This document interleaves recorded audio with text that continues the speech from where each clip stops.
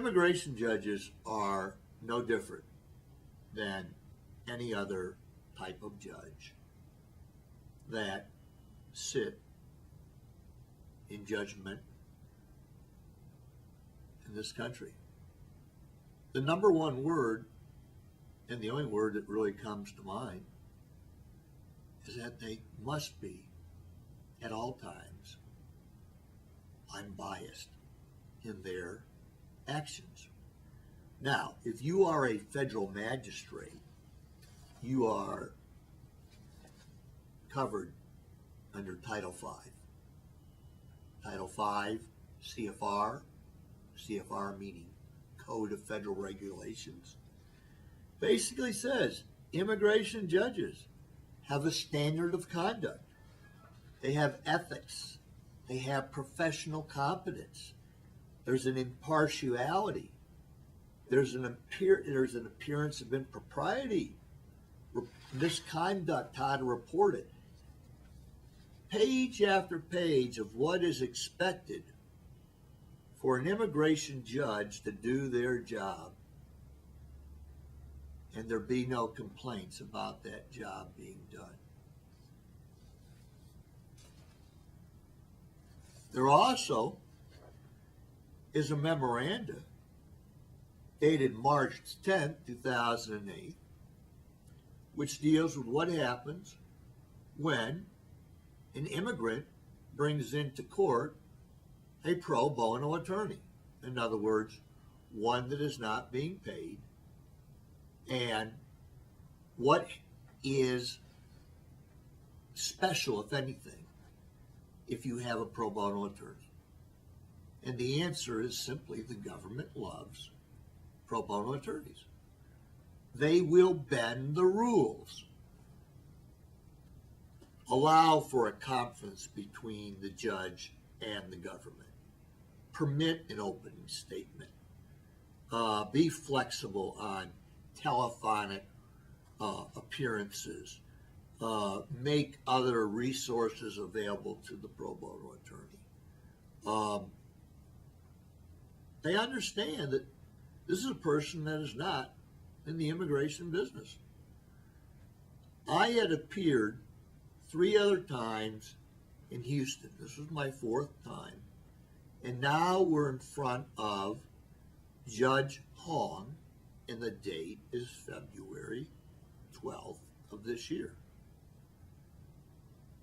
I was told prior by the very first judge that, Mr. Isenberg, you bring a pro bono attorney, and I'm going to allow you to sit up here and help this man who faces deportation. I believe that, Judge. But that's not what happened. Judge Hong, who's only really been on the bench since 2013, makes her kind of a rookie,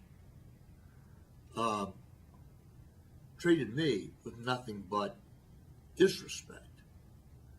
Even worse, she treated Jason Franklin, the pro bono attorney, as if it was his first rodeo in court. Jason Franklin has 4 times been named a super attorney in the state of Texas. He is the vice president, next year the president, of the Dallas chapter of the Texas Association of Trial Attorneys.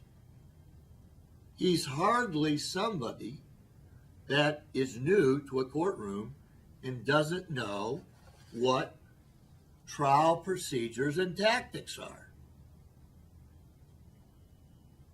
This judge treated him as if he had never asked a person a question. And in essence, she steered the questioning to be in a certain format. I watched Mr. Franklin get more frustrated as the proceedings went on. She went so far as to even threaten Mr. Franklin with sanctions if he did not get his questioning down a certain way. This is a man with a lot of experience. He's a personal injury attorney that has done very well for his clients.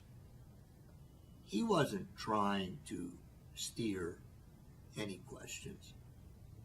He was trying to get the truth told in a simple manner.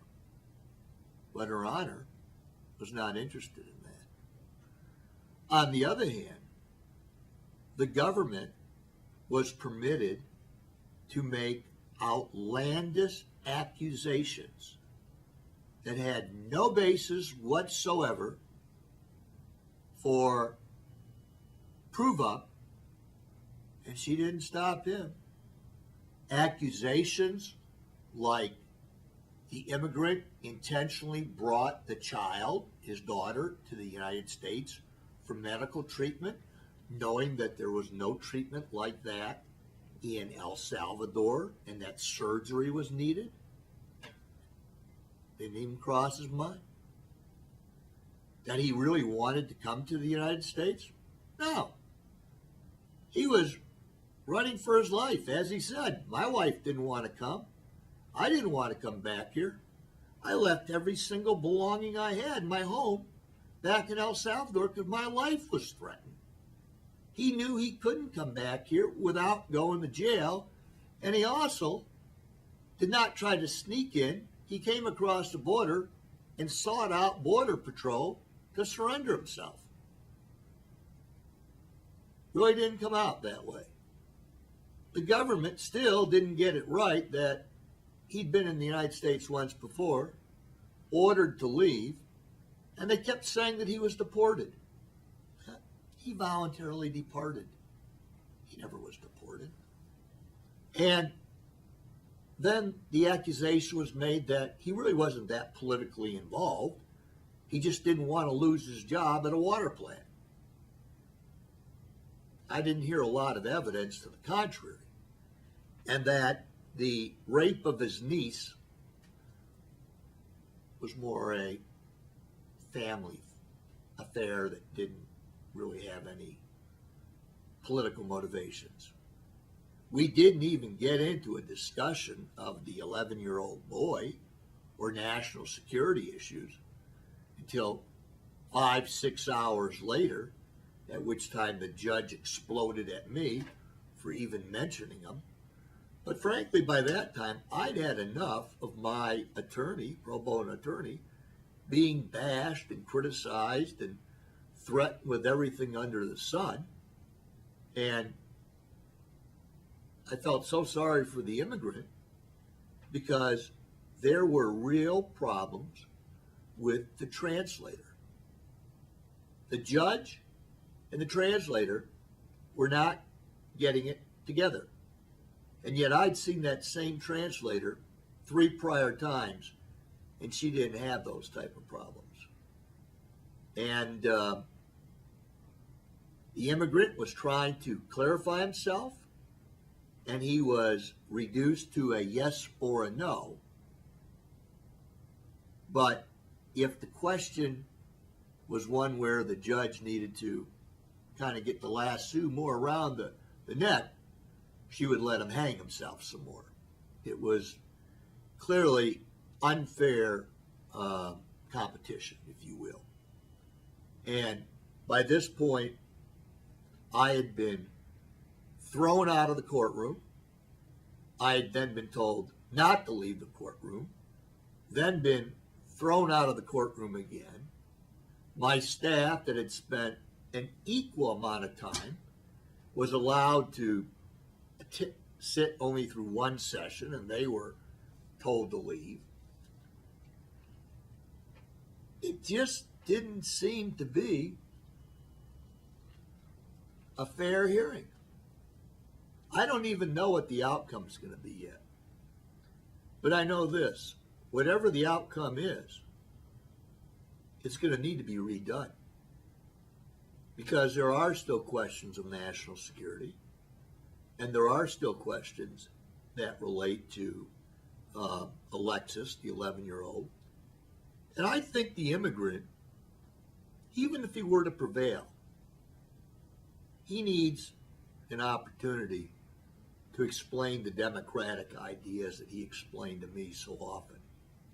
There needs to be a discussion about the fact that him being in Conroe, Texas, which is miles and miles from Dallas, and us being limited to half-hour calls and $5-a-minute calls, is very hard to put together any sort of defense for him, and yet we did.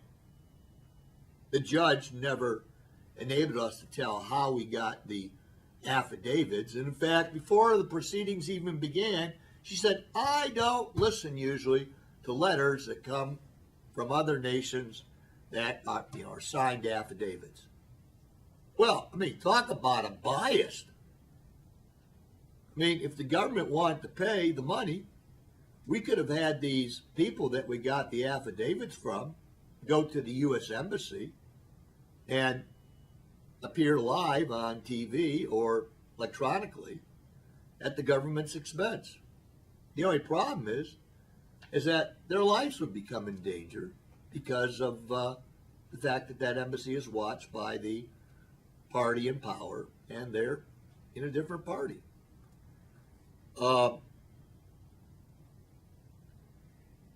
It was a very bad day in court. And I should have known what was going to happen.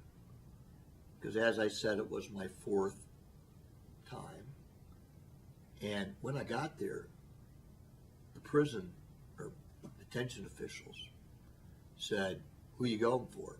And I said, oh, Judge Hong. They just shook their head like that. Some court workers who I dare not mention their names were trying to help us, found out that we were going before Judge Hong. The comment was, if you could perhaps get your case moved, you might want to do that, or good luck. Some attorneys that we had seen that were before a different judge that were coming out had warned us about this judge and what to expect. And a judge that an attorney that was doing a case prior to ours, that won her case, came out of the courtroom and her eyes were literally rolling around. She was just startled and visually upset by what had happened in that courtroom, and yet she had just won her case. I don't know much about this judge. I don't particularly want to. I'm not an immigration attorney. But what I do want to see is potential immigrants getting fair treatment in the courtrooms. And on this particular day, February 12th, 2015, in Houston, Texas, the person that I have worked so hard with did not get fair treatment. Now let me just say that these are my personal opinion. I am saying them under the First Amendment of the Constitution. At that point, I would withdraw representation rights, I imagine, to 8 CFR 1292.1A3, 1 through 4. Or I still might be able to state that as a reason to be able to complain. I'm not certain. I'm not an attorney. But I am certain of the Constitution. But one thing needs to be clear, is that the threats made against Mr. Franklin were uncalled for and must be stricken from the record, stricken from the book. And if anybody takes the blame for him, let that person be me. He was there to help somebody because I asked him to, and a previous judge said to do it. So he doesn't even know I'm making this tape. But I have to. I have the right to. And perhaps Judge Hong also must respond to it. Thank you.